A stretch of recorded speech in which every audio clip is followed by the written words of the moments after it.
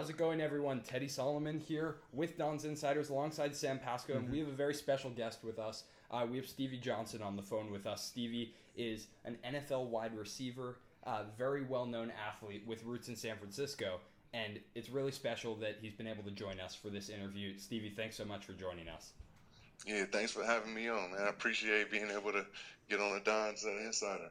Of course, Of great. course. So to start out, we'd love it if you could tell the listeners a little bit about yourself, anything you want to say about your career, who you are, your upbringing, and just your life in general. Very open-ended, whatever you want the people to know. Yeah, I mean that's cool, man. That's what I do now. You know, I go to speaking engagements, so that's what it's about, man. I'm Stevie Johnson, and I grew up in San Francisco, California, by way of Hunters Point, and just playing every sport. Growing up in the city and moving out to Fairfield. Going to high school out there. And then I went to college in Kentucky, went on to play, 10 seasons in the NFL. And, now I'm just training, gifting the game, the wisdom that I've learned and things that I've been through and, gifting it to, the future generations. Yeah, kind of along those lines. What was your playing experience like here in the city? We see here you were homeschooled, but what was it like being here in the city, playing football and playing a lot of sports? Yeah, it's special, being in that environment, going through things that I've been through, and then being able to make it to the NFL and represent the city, with the professional team. Mm-hmm.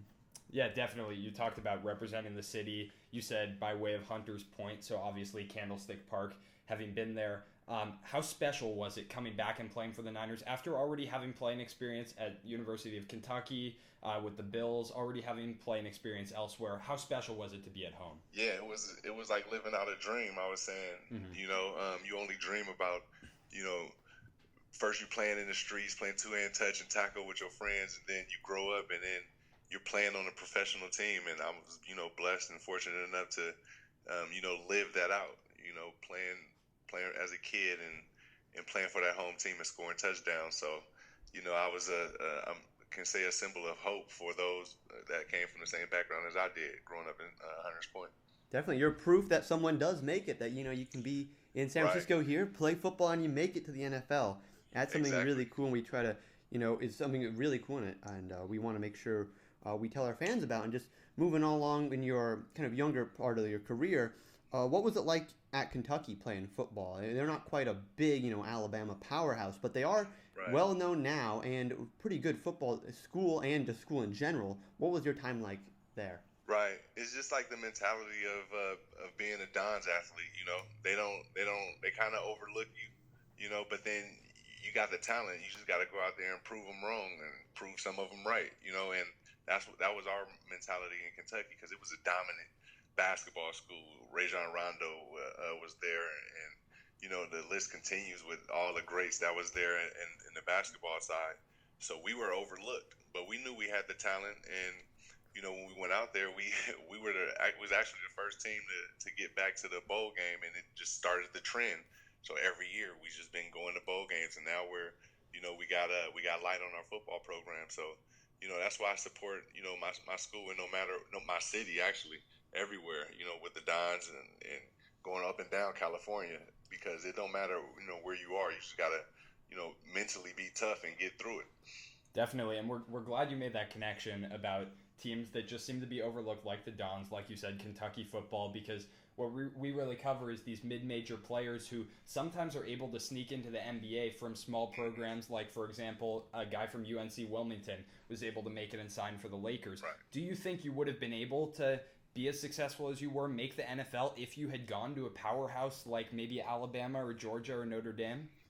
To keep it 100 with you, I couldn't call it. I feel like if I was there, I believe in myself. I believe in my abilities, the difference in my route running and how I can get open.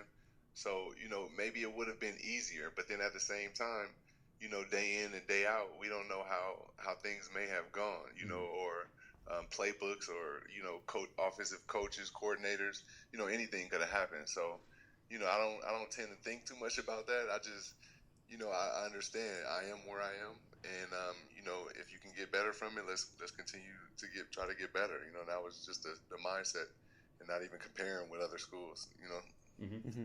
And then in 2007, you were all SEC first team playing football. What was it like with the NFL draft process? That must have been on your mind. Was it on your mind? Were scouts talking to you? Were you in contact with agents and GMs?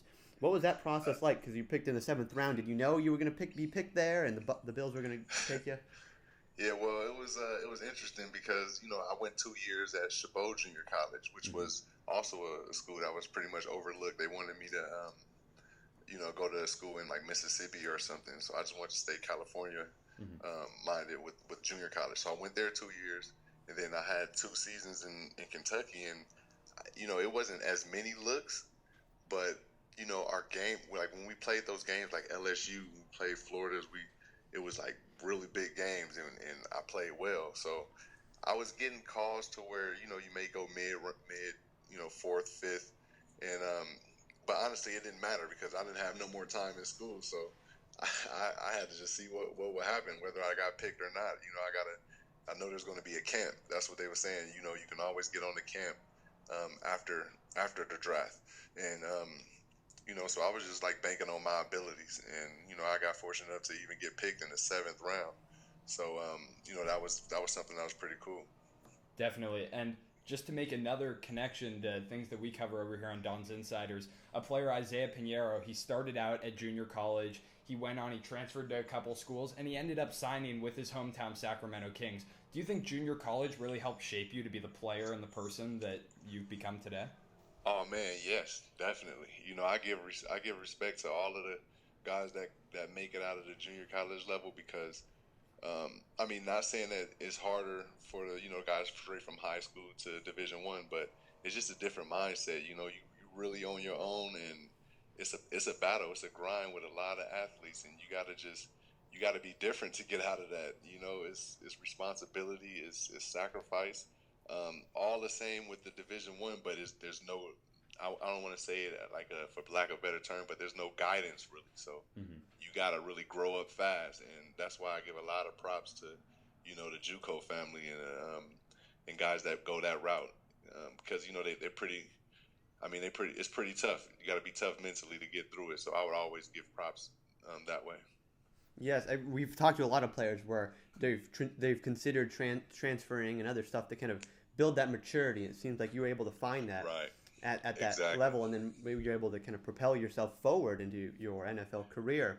And, and transitioning into that, you spent some seasons with the Bills, Niners, Chargers. What can you give us a little overview of where your time was like in the NFL? What's it like being a player in that locker room and on that field? Yeah, it's outside of the locker room is special because it's what you work for. I guess your entire not some people your entire life. Some of us, since we got to college or high school, but it's what you work for. It's what feeds the family. It's the opportunity that you all want as an athlete, and it felt good. But once you're in the locker room, it's fun, yes, but it's always a challenge. It's competition. So you're not really focused on too many of the things that go on outside of football that I see now. Being out of football, we weren't really thinking about like social media things as much in my time, and so it was just like every week you got the Dolphins coming up. Oh, I got to figure out how I can beat this guy. So I'm looking at film. You taking care of your body. So it's a lot of work that goes into it, but it's what you live for. It's what you put all that work in college and junior college, the sacrifices. So it was all worth it. It's a heck of an experience. And our fans are a little interested in, do you have a favorite teammate from your years playing? We know you played with a pretty great Niners team in 2014. Do you have a favorite teammate, but also a favorite matchup? Any cornerback you really liked going up against, and you tried to take one-on-one and really kind of burn them for a touchdown? Yeah, I have a few favorite teammates, and I keep it totally San Francisco, and I'm gonna say, Michael Crabtree. When I went out to San Francisco, me and Crab just hit it off right like instantly. Nothing was forced, and we get out there and his route running style, I respected it, and he respected mine. And we ended up being really cool friends. So on the receiver side, that's my boy right there. And And then on the defensive side, I would say Drayton Florence. He's a guy who I give props to because when I was coming up in the game, that was the DB that I was competing against day in and day out, and he was telling me things, showing me how to watch film, how to watch players' body technique, and how I can manipulate a DB, and he pretty much gave me that confidence in my route running to be a little bit off, but where I need to be. So Drayton Florence and Michael Crabtree are my homies. Oh, great! There's some great players right there. Crabtree, still playing now, and with Niners legend as yourself. We wanted to transition a little bit into kind of family life for yourself now, life after football. We had one of our interns look up some research, and that your cousins with Bay Area rapper Yeah Boy and Kawhi Leonard.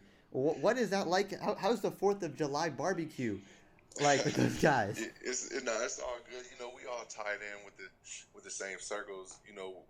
Coming up on this West Coast, and being up and down from the Bay Area, doing tournaments like basketball tournaments, football tournaments, and having family in the music industry. You see a lot of things. So when you get to that level, you're really prepared for the big things. You're not really how can I say it, thrown off by it, because you've seen it before at a young age, flying out to Hawaii with these guys and playing in hoop tournaments, flying overseas to do deals and sponsorships is like it's life, so it's pretty cool seeing them, especially Kawhi now still going, and your boy still making music. We all just support each other in every way we can. Even though we Golden State Warriors fans, it's just tough when we're playing against Kawhi. So that's where the conflict comes with my family, with my daughter especially. Yeah, I was gonna say you couldn't have Kawhi sign with the Warriors or at least an Eastern Conference team. Come on now. Hey, look, but he's got more family in LA, so he gravitated to where he's got more love, instead of where he crushed our hearts. Yeah. Mm-hmm. And last question here, we just want to know what your future looks like. Do you plan on playing more professional football, or as you said, some speaking engagements? What do you expect, and what do you hope to do with the rest of your career? Yeah, well, as of now, I'm starting my organization, my club, Handle Biz, Have Fun, and we put on events, encouraging kids and everyone in the community to be active. Mm-hmm. And we partner with the NFL. That's one of the benefits of having a tenure in this league. You meet a lot of people, you network. So we've put on basketball tournaments. We got a 7-on-7 tournament coming up where winners will win trips to Miami. So I'm just constantly doing a lot, like everything, to try to help out any athlete that I know, because being able to go through these things it's a privilege and it's an honor. So I got to give the game that I've gained. Another things that we have like going to colleges. I connect with like Utah State, and I train their receivers, incoming receivers. So any way I can help, I'm always there and looking for ways to help out. So we always open at Club HBHF. Awesome. So that's it with the questions. We really, really appreciate you letting us speak to you, doing this interview, and allowing our fans to learn more about your career and yourself.